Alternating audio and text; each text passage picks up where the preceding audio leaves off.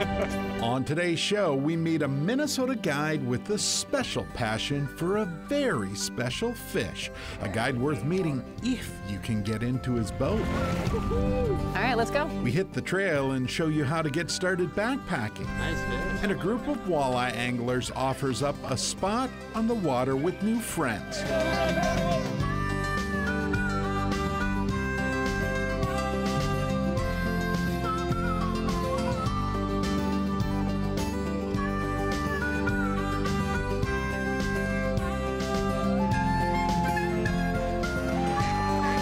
Minnesota Bound, presented by Connecticut Water Treatment Systems. Hi, everybody. Bill and I, and of course, Millie, welcome you to Minnesota Bound. That's Minnesota Bound, Millie, right? That's right. She's escaping off set right now. Up first, we're headed up to Lake Kabetogama to fish in Voyageurs National Park. Which is home to one of Minnesota's most dedicated fishing guides. Yeah, he's also a guy who is one of the most serious when it comes to big fish. The lake nicknamed Cab, a place where fishy dreams come true. Even for anglers not even old enough to drive. This is my first job. I mean, I'm only 14, so this is my first ever job, and I've always wanted to be a dock boy, and this is just, it's great. Sam Becker normally works the docks at Arrowhead Lodge. Today, he's going to play. Same for Bennett Shirk. They both hope to meet the guy in the boat over there. A fishing guide who gives customers chills. It's goosebumps, man. Get out there and you can feel it. You know it's about to happen. Lane Bacon loves Lake Kabetogama fishing. He always has. Strange for a guy who lives in Georgia, right? I come up here every summer. Now I'm just fortunate enough to be able to spend the entire summers up here.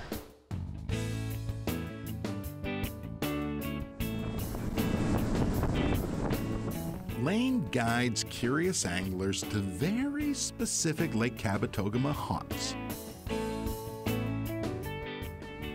I guide for guys that I think would like to learn how to catch trophy fish and be good conservationists for the fishery. That's Lane's way of saying he handpicks his guests. For good reason, too. See, Lane chases the lake's biggest northern pike. I mean, the big ones. Fish he covets. Instead of fishing, I look at it as we're out hunting. We're looking for one trophy a day. One fish over 40 inches a day. You know it's good when it's got a tooth stuck in it. The other day we caught 2 43s just in 30 minutes. Today, dock boy Sam tags along with his boss. You know, I've caught a few fish before. I've caught a bunch off my dock. Arrowhead Lodge owner Mike Dario. This is my first time out fishing away from the resort. Bennett Shirk gets stuck fishing with his dad. I kind of wanted to sleep in, but since it's fishing, I'm going out. What do they say? A day fishing's always better than a day working? Especially when this happens. You know, being the first time, it's kind of neat to have the first fish in the boat, no matter how small. Big bait, big fish. I was a formula until Mike disproved that. Mike did big bait, small fish. Lane always loved fishing Lake Kabetogama. He did so as a kid with Grandpa. I somehow stumbled on the secret recipe for catching big pike up here, but that was, 40 plus years of work on my part. Now he shares it with those he allows in his boat. There we go. It's a conservation thing. I am extremely selective. I want to make sure people have the same values and respect for the fish in this water system as I do. That makes for a good day. A great day Put its head in the water. looks like this. Yeah! It's just an explosion of energy. That's a big fish. That was a big fish. A picture-worthy moment on water that means so much to so many people. hitting a monster like that is pretty sweet. What was that, 39? 39. 39. See you later, buddy. That was a nice fish. That's my personal best right there. Lane Bacon, a pike guide with a serious sense of humor. What's the saying about a blind squirrel finds a nut every now and then? He sure nailed it today. He outfished all of us. It was great. And he seems like he wants to teach and he wants people to learn, so that's the best way to do it. Minnesota Bound is brought to you by Connecticut Water Treatment Systems, North Dakota Tourism, Star Bank, and by All Seasons Garage Door.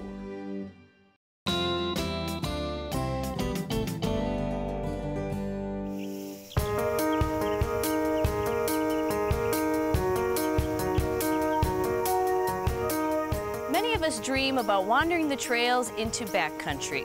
Have you ever wondered what it takes to hike and camp, yet be safe and comfortable? Well, I'm here at William O'Brien State Park to show you how to get started.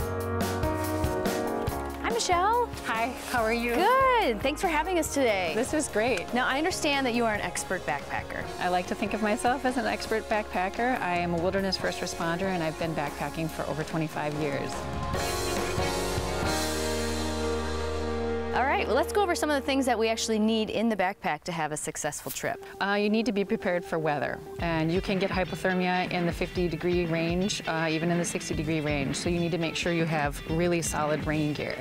You can have this layer on, you can add a smart wool top, add your jacket insulation that we just stuffed in here, and then the rain gear. And so you can cover a really broad temperature range with all these various layers. So the very first thing you want to pack in your backpack is the sleeping bag. You want to make sure that the very bottom of the pack is lightweight. This is mostly freeze-dried food, lots of snacks. I try to make sure I have enough food that I really look forward to eating. This is the sleeping pad for underneath my sleeping bag. It gives you some insulation from the ground. The ground's a lot colder than people think, and it just makes for a lot better night of sleep. Next is a stove. Here's the fuel. Keep twisting that around. Ta-da! Soup's on. Soup's on. You want to spend some time when you're actually purchasing a backpack. I would say spend a weekend. Same with your footwear, getting things to fit correctly. Put the backpack on like this, and this will highlight some of the fit of the backpack as well. So you want to make sure that the hip belt is on your iliac crest. You want to have the majority of the weight here. Your legs are strong. These straps are essentially just to make sure that the backpack stays close to your body. Well, I think we're ready for a hike. I'm always ready for a hike. All right, got my day pack on, water, bug repellent. All right, let's go. So where's your favorite place to hike in Minnesota? I love the Superior Hiking Trail. 310 miles, a lot of beauty out there. Yeah. How many of those miles have you hiked, all 310? I'm pretty close. I'm gonna try to finish that up this season. That's impressive. Now let's talk about hydration. You know, the basics are to just show up with 2 liters. You should know your trail ahead of time. Are there tips for people to get to know the trails? Where can they find that information? Typically online. A lot of times if you actually buy the maps for the trails that you should have as well, you can see trail profiles for that. You can get a sense of distances, where campsites are, potentially where water resources are, and you also have the opportunity to download apps onto your phone. My favorite state park to hike in, Mariah State Park, is quite nice actually. Whitewater State Park is also really nice. Chattagooch State Park is lovely. And how important is it to have first aid when you're going hiking? Because a lot of people don't think about minor injuries that may happen. It's pretty important. This is actually a pretty big first aid kit. This would be for like a group. So you want to have pain management, blister management, wound management items in there. You want to make sure you have sanitizing components in there. When you go into the backcountry, is always think about some of the things that could possibly go wrong and be prepared, right? Yeah. So you need to think ahead for rain, weather, staying warm, fire, and being hydrated. Contingency plans, Yes. yeah. If you're a beginner, how many miles would you say is the best place to start? Part of it depends upon your physical fitness, but I would say aim for 5 or 6. That's plenty. Sure. The backpack on, it's perfect. Don't do one of these 10 or 13 mile days. You know, try to keep it 4, 5, 6. Just get your toes wet, make it a memorable experience. This is something you want to try to build and create good memories, good associations with backpacking. So as you can see, there's not a lot of gear and gadgets you need to hit the backcountry. We're going to continue down the trail, and you guys, I hope, take a hike. I got it. Coming up next, a story of friendship. We call it the Fraser Anglers. Closed captioning provided by Treasure Island Resort and Casino.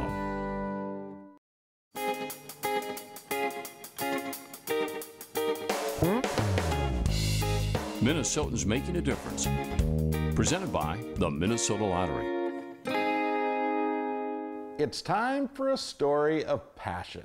We catch up with a group of anglers who wants to make sure people get a chance to get on the water and catch a fish or 2 or 3 or even 10.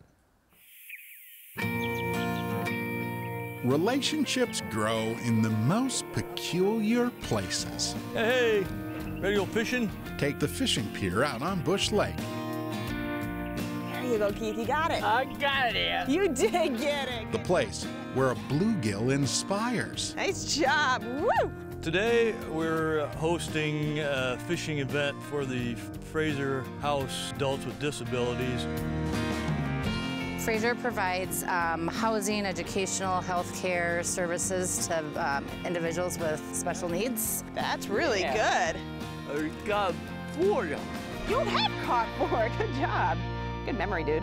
A lot of these folks, you know, they just like to be outside. Exactly why members of the Twin Cities chapters of Walleye Unlimited offered up their humble guiding services, complete with secret bait. Got worms. Get worm on. Get warm on. Going really well. We've been having a lot of fun. It's pretty much one-on-one. Basically, bait their hook, take the bluegills off, and take pictures. A picture Hey, look at me. clearly worth more than words. Nice fish. How many is that now? 6. Yes, this crew never shied away from a camera. Hey, Patrick! Patrick loves these fishing trips. Great day. How many fish have you caught? 4 or 5.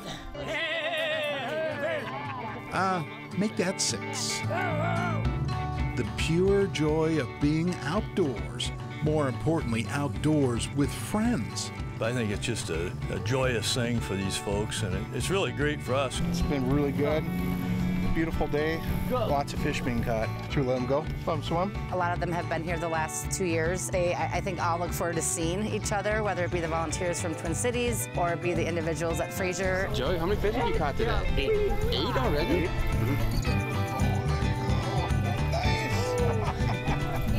What's that, number 9? Yeah. Nice job. It's exciting, you know, catching the fish. It's kind of a big deal, whether it's one like this or one, you know, really big. Yep, clean job. And just the excitement and, you know, never knowing, watching, waiting, the anticipation, and then when you catch the fish, it's pretty exciting. Anytime you can share an outdoor event, especially with fishing, and a bunch of friends, it's an amazing deal. That's your catch. And then he went off. Full hearts lead to full bellies after fishing. The fish were biting, and everybody had a great time out there. It was just super day. Fisherman is his middle name. I caught 6. You got 6? Yeah. What kind of fish? Sometimes studies and walleyes. Yeah. I like to do fishing, and it's a really good experience for me doing that. They all talk about coming back next year, so that's the best part. I'll be back next year for fishing and Fraser picnic for sure. People who share passion for time outdoors. It lifts your heart. It really does. And isn't that the whole point? You send them home with smiles, memories. It's just a special moment for all of us.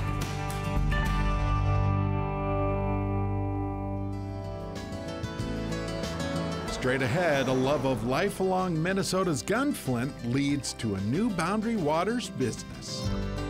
Minnesota Bound is brought to you by the Minnesota DNR, Pearson Salted Nut Roll, Coors Light, and by Totem Resorts.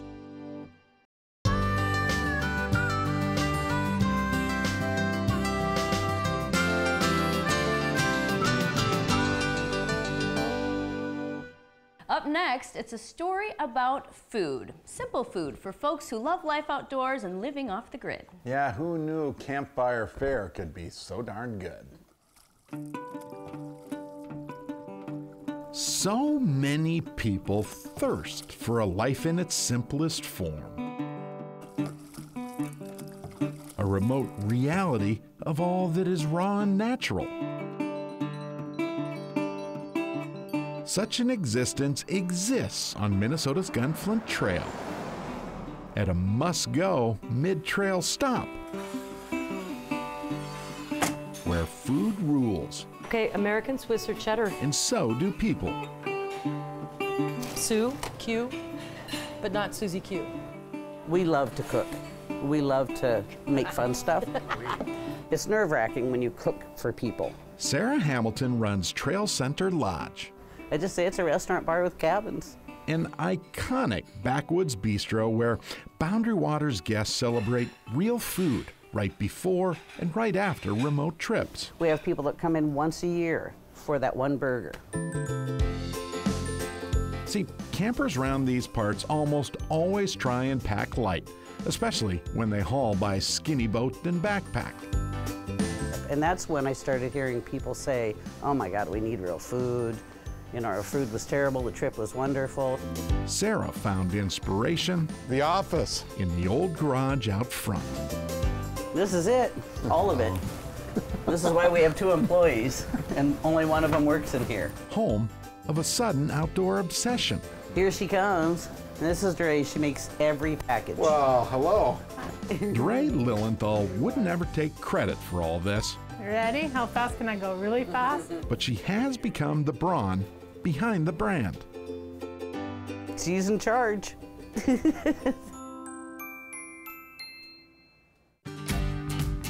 Camp Chow is just an easy food to take out in the wilderness with you. Or camping. You don't have to go clear in the wilderness to use it. It's just easy. All you have to carry along with you is water. Sarah dreamed up more than 170 dehydrated camp food recipes, all prepped right in their own bag.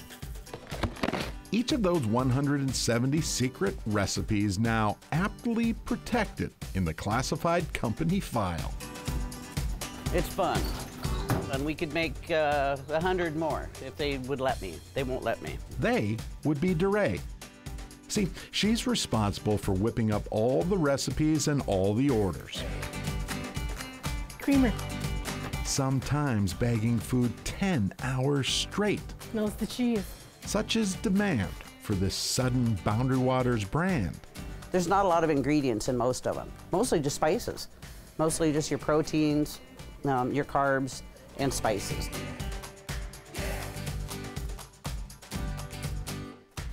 We just grow it slowly, and I don't know. I'm scared. She should be. Just listen. We were the guinea pig at Stone Harbor. Sarah started coming in here with samples. Now, owner Jack Stone cannot keep Camp Chow on the walls. I had an employee that worked here who would come in. I'd get a shipment in. I forget what it was some mushroom something or another.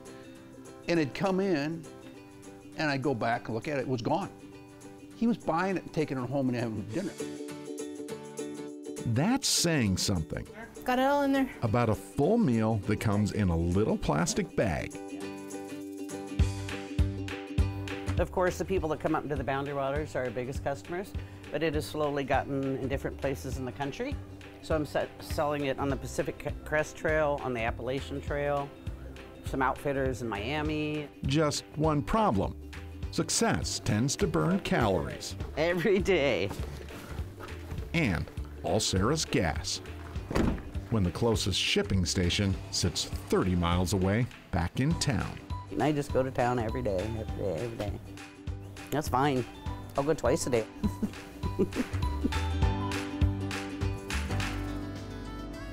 That chow's some of my favorite in camp. And we'll even have some of those goodies at the Minnesota-bound log cabin at the State Fair this year. That's right, it's coming. You can stock up. All right, deal. Well, that about does it for us today, right, Millie? We'll see you back here next week. And in the meantime, don't forget to introduce a kid to the great outdoors. Transportation provided by Premier Transportation. Call 1-800-899-7433.